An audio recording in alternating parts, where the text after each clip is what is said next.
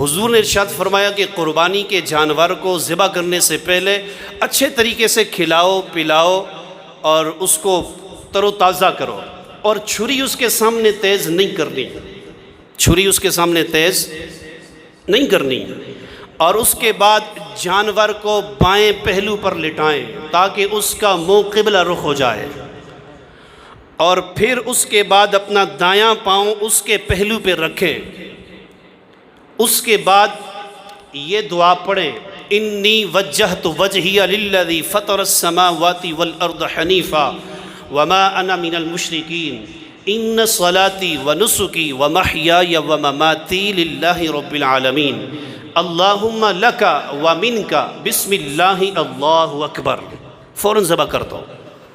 جب آپ کا قربانی کا جانور ذبح ہو گیا، اس کے بعد یہ دعا پڑھیں، اللہم تقبل منی کما تقبلت من خلیلک ابراہیم وحبیبک محمد صلی اللہ علیہ وسلم۔ اور جب تک قربانی کا جانور اس کی روح جسم سے نہ نکل جائے تب تک اس کی کھال اتارنا، اس کو اذیت دینا ہے۔